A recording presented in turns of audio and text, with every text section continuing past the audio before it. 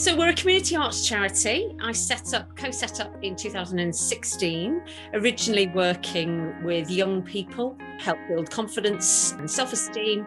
And now we work with North Wales Police, we work with Chester Zoo, we work with track students, young mums to build confidence. We run summer schools. I do little bits of television, only tiny parts, but I'm still acting, I'm still doing it, which is great. And that informs the work that I do with young people. I'm very proud of what the Denby Workshop has achieved in our community, the fact that we bring people together. I work with those hardest to reach and hardest to engage with, and we have success, with doing that and engaging with young people who find it difficult to engage within a normal school setting.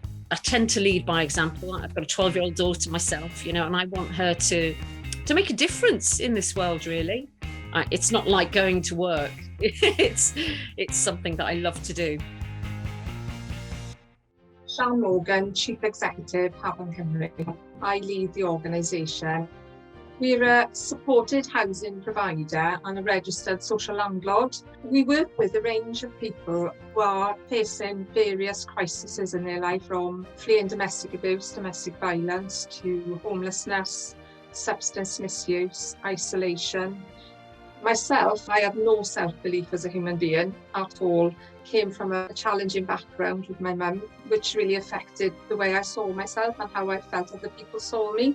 And I was fortunate then to be surrounded by really good people who encouraged me to take the leap, and I did. And I just progressed from there.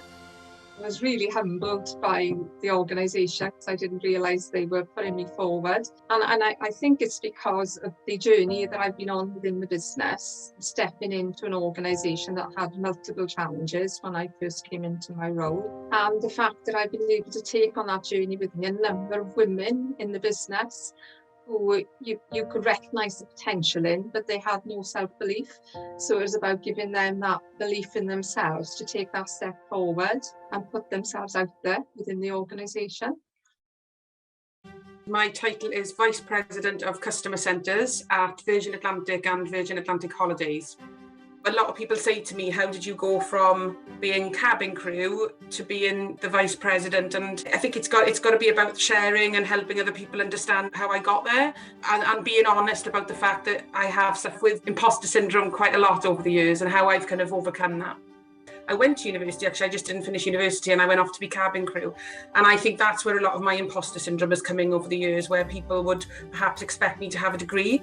And so I do try to show others, particularly other women, that you can absolutely, you don't need, a degree doesn't define you. And so you absolutely can get there with hard work and the right passion. I spent a lot of time, I guess, just coaching and mentoring females. I often give the example, they'd look at a job advert and look at the things they think they can't do, versus a male would look at it and just probably ignore 60% of the advert and just look at what they can. And we've spent a lot of time just really trying to break down those barriers, really, and bring people's confidence through.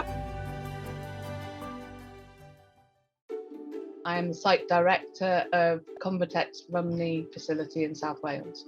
I'm a chemical engineer by training. I studied at Newcastle University in the 90s. So I've always worked in male-dominated environment, especially the steelworks. Now moving back into medical devices. So one of the things I identified when I came here was that the structure had been sort of the same over many, many years. Coming in with a fresh pair of eyes, I sort of readily identified that we'd be better if we, instead of having separate teams, we had one team which would allow us to have more cross-training, enable more development opportunities for people so that they can see a career path, and it's not just a kind of static waiting for somebody to retire overnight. That's got rid of some of the relationship issues we had over the site. We're one team now, all aligned. I do try and pride myself on making sure that we have an inclusive environment where we encourage everybody.